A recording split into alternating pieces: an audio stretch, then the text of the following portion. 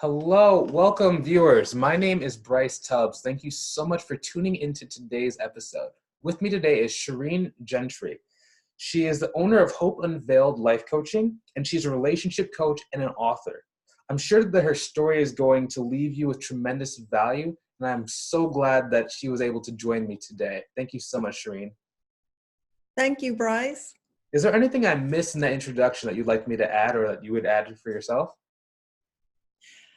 No, I think that's a great start. I am a life coach. I did go back and get a master's of counseling degree quite a few years back.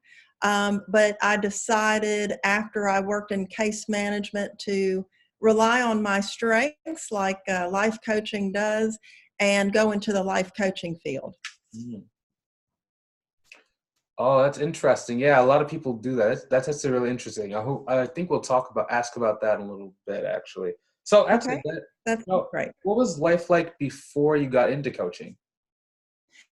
Well, actually, Bryce, at the period of time before I got into life coaching and before I went back to get my graduate degree in counseling, and even while I was studying and doing that, I was a full-time mom. So I'm happy to do that. You know, my boys are grown now, but that time that they're home is very short. It doesn't feel. Some people think it's going to last forever, but it really doesn't. And so I was just going about life and being a wife and mom and enjoying all the responsibilities that go with that. Mhm. So, so what was the catalyst to getting into coaching? Well, what happened was I decided to go back to graduate school after both of my parents passed away. Mm. And so, I took my time with that and I only took one class at a time. When I got my degree, I decided to work on an inpatient psychiatric unit, which I enjoyed doing. It was just PRN work. And then I was at lunch with a friend of mine who's actually a licensed therapist here in town. And she wanted to know what my plans were. And I said, well, I really don't know. And so she started asking me these great questions like a therapist does. And she looked right at me and she said, Shireen, you're not interested in counseling. I said, I'm not. And she said, no. She said, you're interested in life coaching. And so from that point forward, I just decided to go back and get credentialed in certain areas that I'm passionate about. And that's what has kind of led to where I am today and what the last few years have been like for me. Mhm. So, what problem are people trying to solve when they come to you? The majority of people that I see, and it's not like I'm constantly busy. I'm not. Life coaching has its ebbs and flows, but for the most part, it's mainly women, and it's stress management or communication skills, learning how to communicate better. Um, and a big part of that, there is a little bit of overlap between counseling and coaching in identifying someone's self-limiting beliefs that keeps them stuck in a certain area. Um, and for the stress management part, I think so many women, regardless of how old they are, whether it's teenagers on up to people older than I am, we're looking at everybody else's lives rather than living our own life. Mhm. And I think that's very problematic. And I think that's creating a whole lot of stress. And it's really giving women, I think, a lack of direction and a lack of worth and a lack of value. So why do you think that is? I know it's easy to blame social media, but is there an underlying cause of that?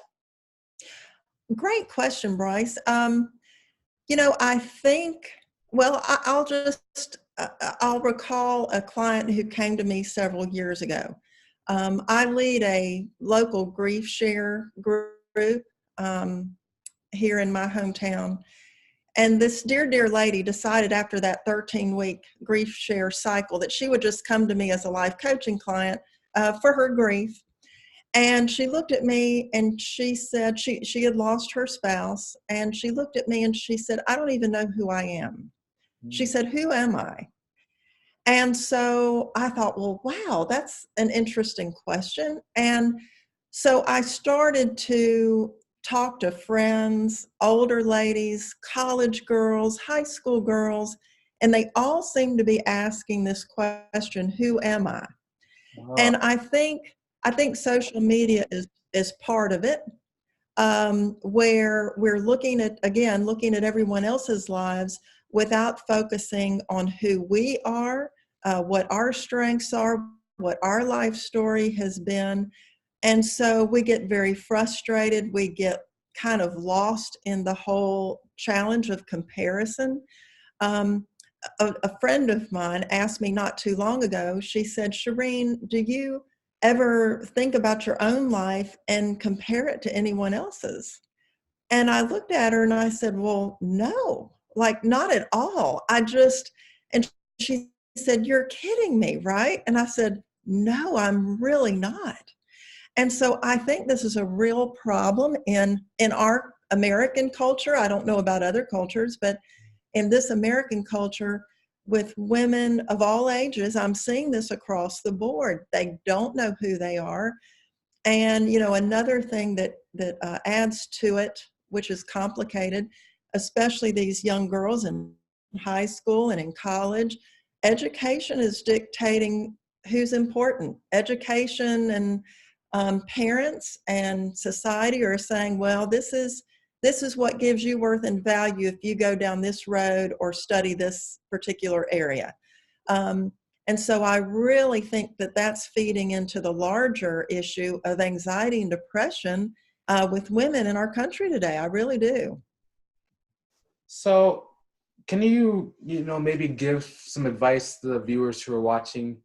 How can you start to reverse that? I mean, because you're constantly surrounded by society, family, maybe educational pressure. How do you reprogram yourself while you're still there? Okay. Well, I don't know if you want me to talk about my book yet or not, but what happened for me is I'm a very reflective person and I think a lot, Mhm. which can be an asset and a liability. I joke with my friends and tell them that. But I think one of the things is to have some acceptance about your own backstory. And the backstory, and again, this is one of the parts in my book, but the backstory is the part of your life that you had absolutely no control over. That can be, the people involved, the place, the time, the culture, all that was going on when you made your entrance into this world, and all the factors that influenced your upbringing. And what's hard, I think, is for people who did not have an ideal upbringing or a very sad one. We're seeing this all across social media today, and there should be an outcry for injustices where people have been abused. I understand all that. Um, so, you have to work through all those things. But there's the backstory of our lives that we didn't have any control over. And then there's the part of our life which I call change the story. And so for someone to move forward in their life, they have to sometimes change the story or the life narrative that maybe they've either found themselves in or they've inherited, if you will. It could be a family pattern of, some sort of family pattern of addiction or abuse or, a family pattern of divorce. I know that in my adopted family of origin, that was a huge pattern of just divorce and marriages falling apart. So you have to work and think about your own backstory and then what needs to happen to change the life story so you can move forward.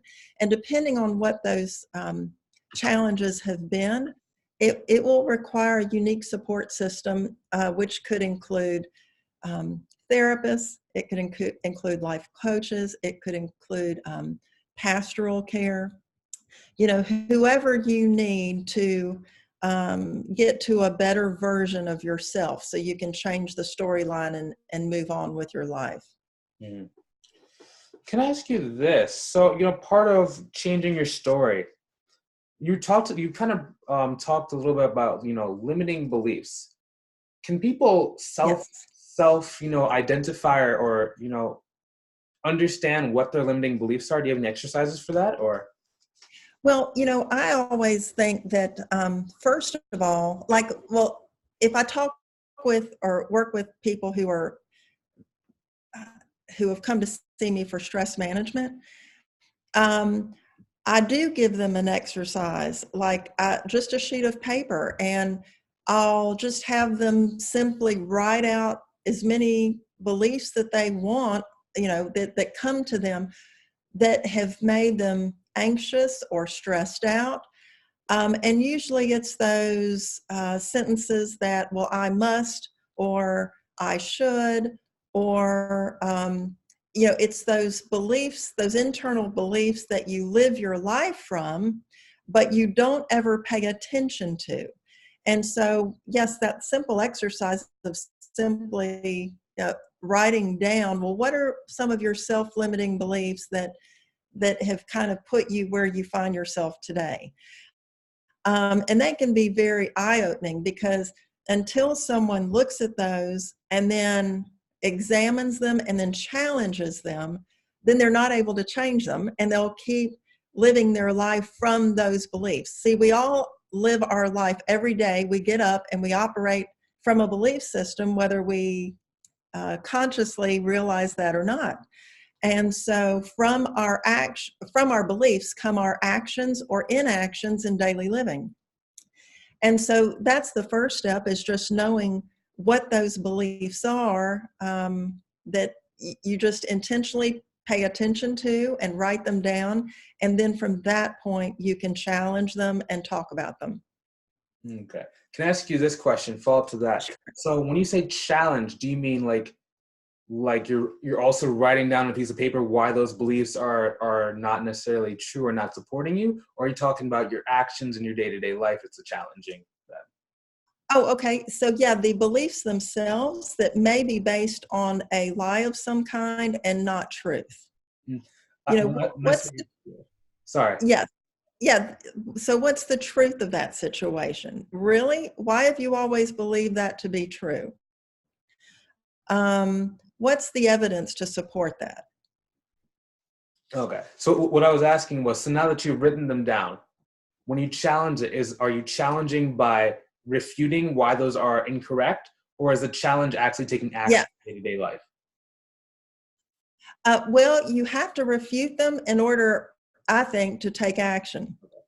So, the first step is just to acknowledge, hey, well, maybe I do need to examine or think about this belief that I've never thought about before, that is, either added more stress in my life or keeps me stuck in a particular place, and, that kind of thing.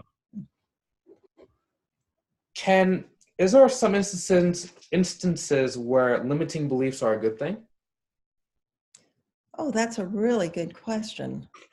Not if they're a falsehood. Mm-hmm. If a self-limiting belief is a falsehood, then I just don't think someone can move forward until they change that belief. Okay. Okay, so, we kind of touched a little bit earlier when we were talking about your book. Can you tell us a little bit about your book, maybe an overview of the book, then we can dive a little deeper into it? Sure. Thanks for asking. I've been spending the last few months kind of focused on this book and speaking and encouraging audiences in a couple of states. But so here's the backstory of the book. In the summer of 2017, I was going back through my parents, my adopted parents. I am adopted. I've always known that. I'm thankful for that. But I was going back through their paper trail, and it was massive. And I was actually, for a decade, I'd had an idea to write a book about marriage.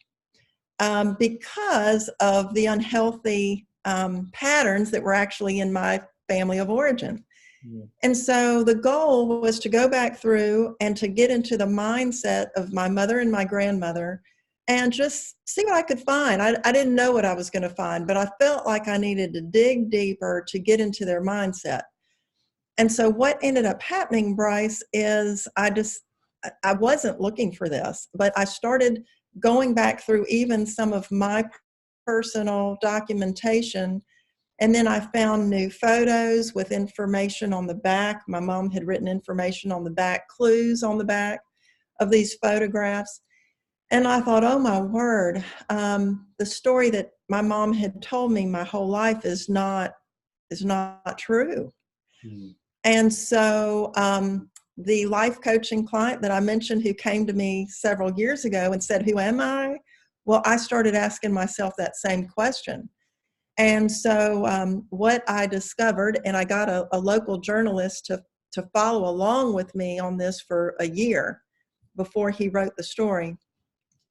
The circumstantial evidence points to the fact that my biological father was the last Shah of Iran, Mohammad Reza Pahlavi.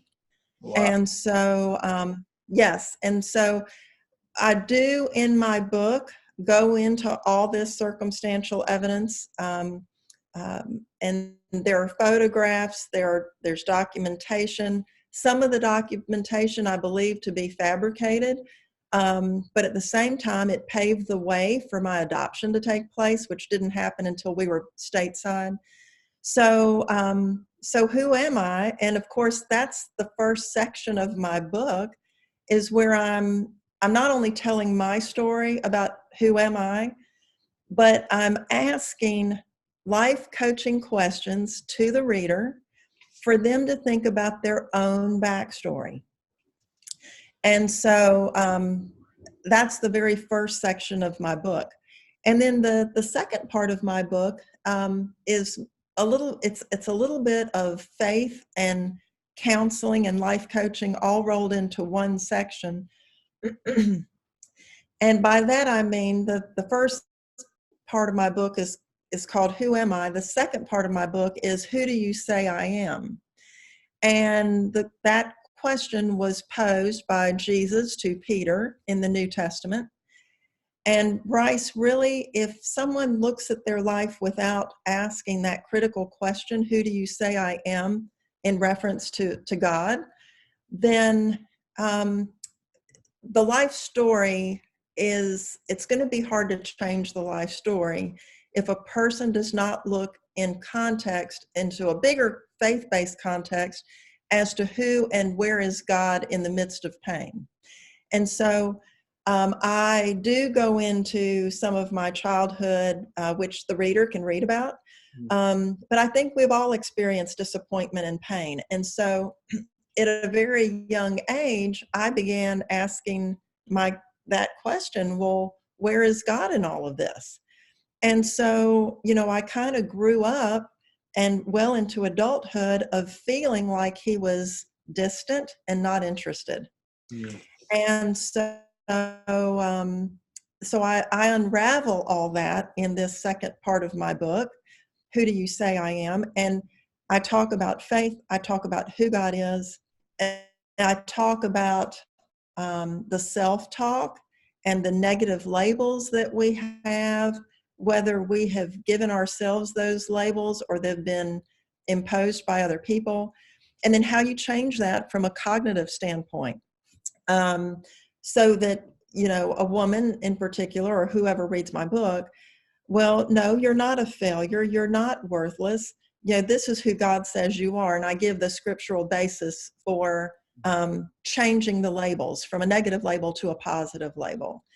And then the last part of my book is who I am.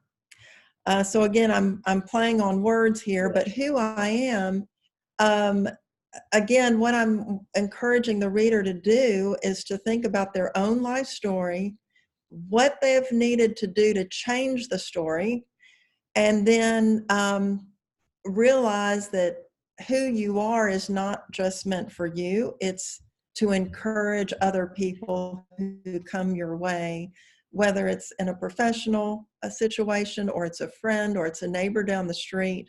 You know, our life stories are meant to be shared. They're not to be kept secret. And so really the whole theme of the book, the title is has a double meaning. Identity Unveiled, Daughter of the King of Kings. Well, I'm making reference to the Shah, which is literally translated King of Kings. But then I'm also talking about God, the King of Kings. And it's a book that allows a woman to walk with faith and confidence and worth and value, regardless of what negative life experiences have come her way. Okay, so kind of digging deeper. You know, so part one, who am I? Part two, who I am. So why is it important to first start, you know, the who am I, if the whole point of it is to change? Why does it matter what's happened in the past? Well, you know, I think there needs to be an acceptance of those things that you could not control. Yeah. And this could be the people in your life. This could be, you know, again, these are all the things over which someone had no control. Yeah.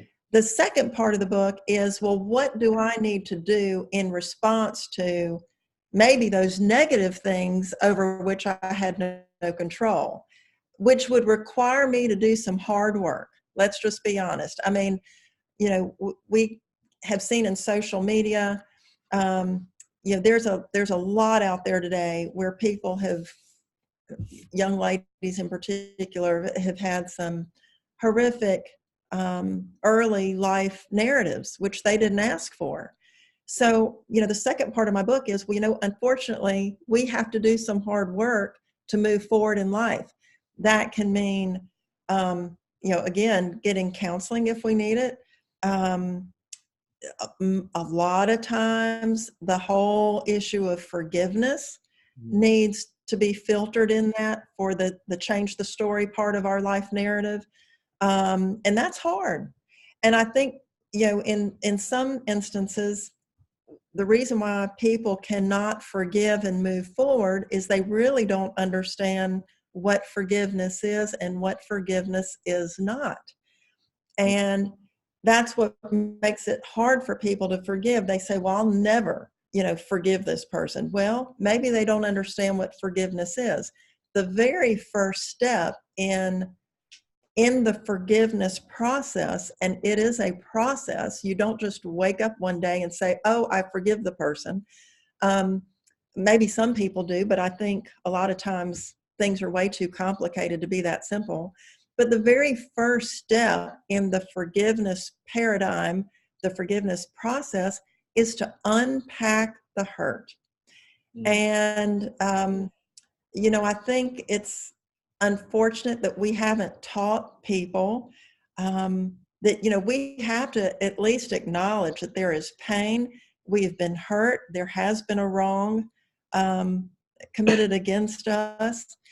And that's part of the forgiveness process. It's the very first step. It's to unpack the hurt and the injustice that was done to you. So changing the story, depending again on what someone goes through or what their life story is about, it's going to take some time and it's going to take some effort. But here's the great news. One of my favorite authors, Dr. John Ortberg, and I wish I could remember which book. Well, I think it's which book is it? Now I'm drawing a blank. When the game is over, it all goes back in the box. And I wish I could quote him, but verbatim, but he essentially says that you're not a pawn in life's game. You are not a victim.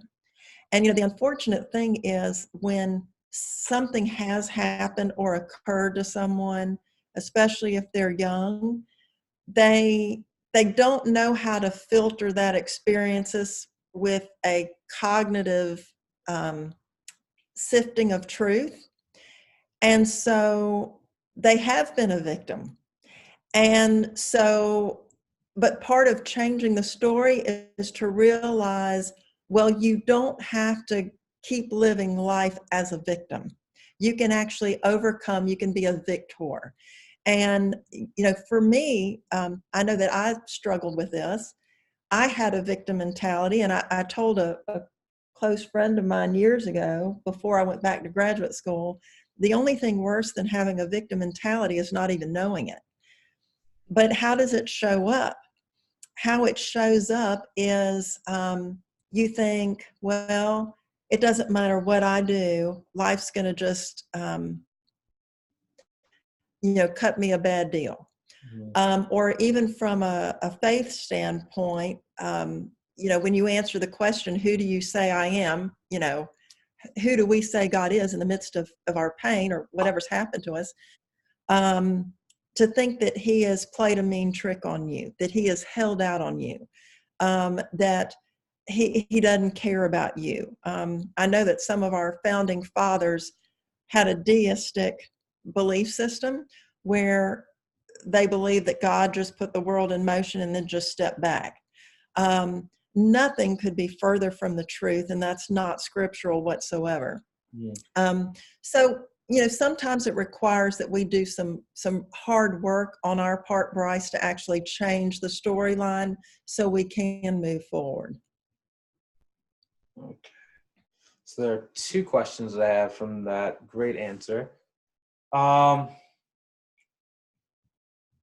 first thing about being a victor, that one word kind of stuck out because you said that you talked about negative labels and negative beliefs people had. Like you were saying, people see themselves as failure. So for example, some of my clients, they've started businesses, they've had to shut them down in the past, or just things just didn't go their way. Do you recommend, so that they're feeling like they're not winning. They're not quite a failure because they're still trying, or they don't think they're quite a failure, but they're leaning towards that. Right. How would you do you tell them to reframe that failure versus winning, or? Right. So I love that you've asked this question, because how we interpret a situation that comes our way will determine whether or not we can move forward from it or rebound from it. So rather than saying, wow, I'm a failure, or I'm not quite a failure, gosh, I just keep trying and nothing seems to work. I think a better question would be, well, what did work? Or if you saw what didn't work, well, then why do you think that is? Or what change do you need to make the next time around? So nothing is wasted, but you've got to ask the right questions so it motivates the person to move forward from where they are. Mm-hmm. So reframing is a very powerful tool. So let me ask you this. So how do they get to the point where they're, either not still shell-shocked from the, perceived loss to start reframing? Okay, great question. And I think that might be an individual kind of thing. So, for instance, let's say something has gotten me discouraged, right? I mean, and it can be anything. I'm just giving myself as an example. I put a boundary on my pity party. Mm-hmm. If I want to feel sorry for myself and just be down and out about whatever it is, then okay, I'm going to allow myself that, but I'm going to put a time boundary on it. Mm-hmm. And usually for me, it'll be a 24-hour thing. Mm-hmm. Okay, I'm really disappointed this didn't work out, or what do I do next? Or, I don't know, even maybe feeling sorry for myself, like, why does this have to happen? But I usually have a really firm designated boundary that I allow myself to either to feel sad, to feel disappointed, but then I say, okay, you know what? I'm not going to stay here. Now let's kind of move forward from that? And what did I learn from what happened? Or how can I view it differently so I don't look at myself in a negative way? Mm. Okay. So let me ask you this. This one can go like two ways. How does a victim mentality impact either the law of attraction or or how God gives good things to you? Do you think that how you see the world impacts what happens to you? Oh, um, yes, in some ways, yes, Bryce. But you know what? I think we've got to be real careful with that, because if we look at, well, let's just give health as an example, okay? Mhm. Um, there are people who get calls every day that they've had a bad test result or something, right? Uh, Um, what am I trying to say? The point I'm trying to say is we need to look at life and our situation with truth. We need, and I'm a realist. I'm very yeah. much a realist. Um, but at the same time, I think sometimes we go through life with these unrealistic expectations. Well, if I do X, Y, and Z, then this won't happen. Or if I do this, then this will happen. And you know what? There's no rule that says if you do X, Y, and Z that there's a guaranteed outcome. Mm, And I've had to kind of learn this well into my midlife. yeah. Now, for instance, since I am adopted, here's one example. I don't have a medical history. All right. Oh yeah. Now, if I believe who I believe I am, okay, then I know that my biological father died of non-Hodgkin's lymphoma. Okay, and he was only 3 years older than I am now. So I asked my doctor, what do I need to be mindful of? And he said, well, all we're going to do is we're going to check your white blood count yearly. Okay. But here's the point I'm making. There are things that I can do every single day that impact my health. I can sleep well. I can choose what I'm eating. I can choose whether or not I'm physically active and, you know, go to the gym. There are some things I can control, okay, for health habits and daily routines. There are some things I can't control, all Mm, right?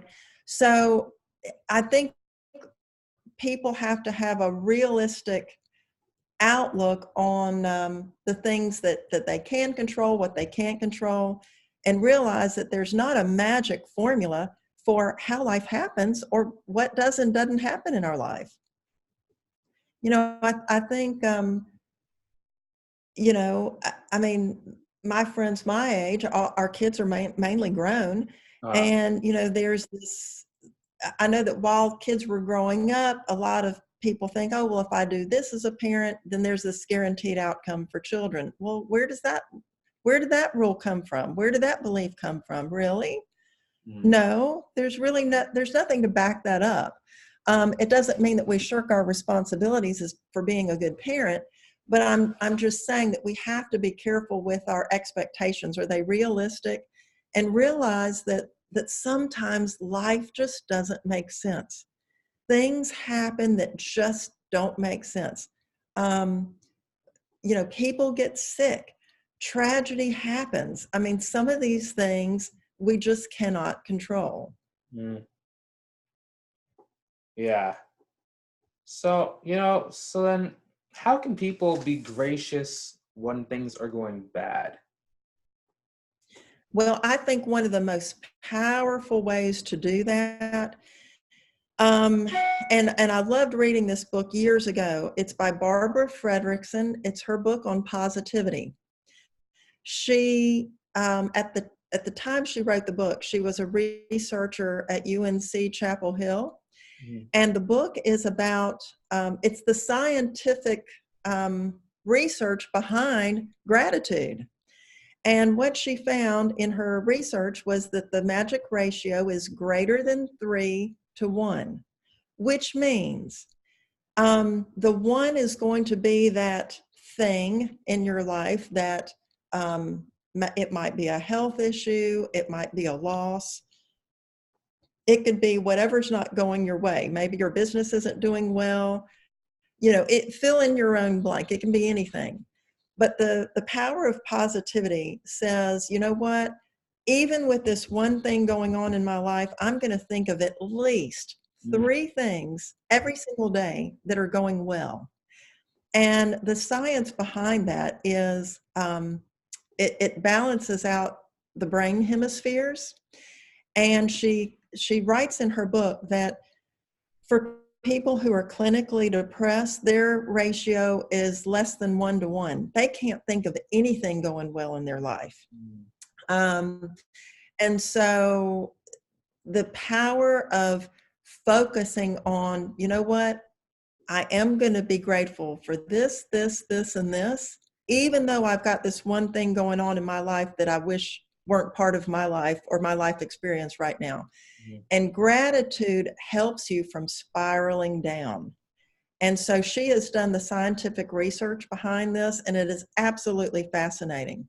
So that is a great, easy tool for any person, any client, to just start a gratitude journal. And if they can start doing it when life is going well, it's going to be a habit when life is not going well. But they're going to be able to understand and to see that in the midst of their pain, in the midst of their loss, there are still things for which they can be grateful. And so from a cognitive health standpoint, it's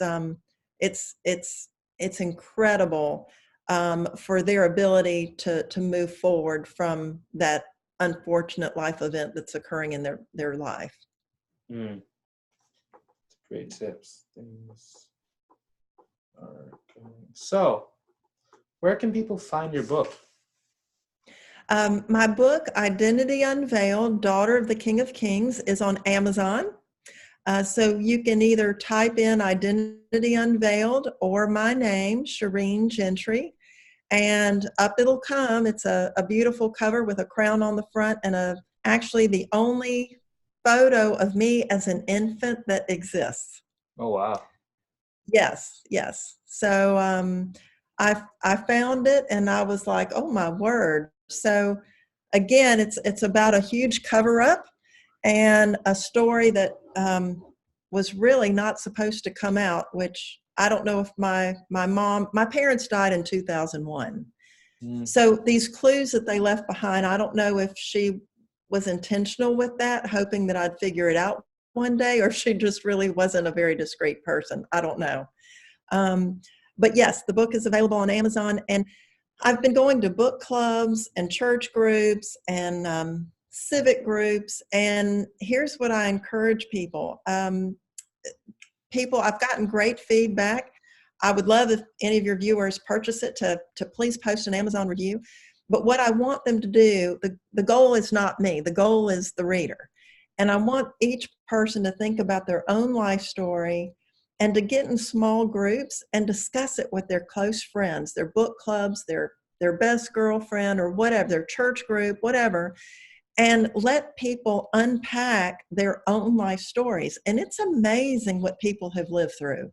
And so I'm encouraging the reader to do that, and then help them think about, well, what do I need to do in my own life to either change the storyline and realize I don't need to let this life event or these life events define me.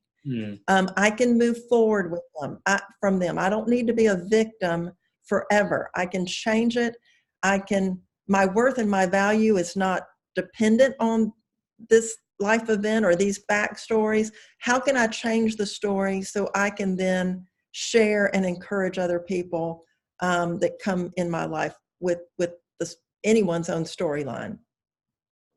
Yeah, I mean, you were talking about it was discreet cover up. I mean, maybe it was for safety purposes. You were saying if your dad is a king from Persia and we were having conflict, maybe it was because you could have been in danger. People found out or something. So you never know. Yeah, well, I don't want to assume what the royal family thinks, but at the time he was married to the Queen, and she's still living. Yeah. And so obviously, I believe I'm the result of an extramarital affair. Mm. But you know what? I couldn't help this. I didn't ask for this storyline. I didn't ask to find out what I discovered. And so, I guess what I'm trying to say is I started my life with all kinds of negative labels. Mm. Unwanted, orphaned, illegitimate. You can, you can fill in the blank. Mm. But that is certainly not how I view myself today. Mm. I was, in fact, very much wanted. And so, again, we don't need to live with a negative label, regardless of how our life started. Mm-hmm. Yeah, But yes, it could have been. It could have been for that. But yes, he was married at the time, and the Queen does still um, is still alive, and as are two of his children. Interesting. That's funny. The labels you're talking about, because you're talking about unwanted, which, because since you're young, you're having trouble processing the truth, which is if you were adopted, that means someone wanted you. So Yes, that's really yes, cool and to so have that. exactly. But it's really kind of interesting. But I started my life with catching people by surprise, right? And so, and that's just part of the beauty of the story. And I do talk about this in my book. My adoptive parents, both my parents had been married before. And when they met, it was a very impulsive encounter. They met 1 month and they got married the next. Oh, wow. And so, and again, looking at my life and my story through a faith and existential kind of framework, you know, and especially if you knew my adopted mom, there was nothing in her that she didn't want to be a mom. And there was nothing maternal in her. And so the fact that all of this came to be, it's just, it's just unbelievable. And, I truly believe that in my own life and in the lives of others, God is writing the story. And, he works in the lives of people that don't acknowledge him. Uh, Wow. his will can still occur even with impulsive people who aren't seeking a faith-filled direction from him. Yeah. So that's an encouragement to everyone. Yeah. So, also, how can people find out more about you? Oh, thanks for asking. I do have a website. It's hopeunveiled.com, all together, hopeunveiled.com. And on my homepage, you'll see links to podcasts and TV interviews. And, if you need a speaker, if anyone needs a speaker, I'd love to come share and just tell my story and encourage the audience with their life stories as well.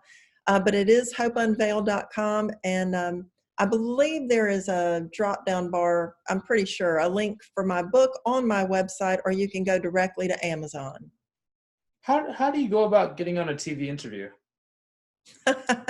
You ask.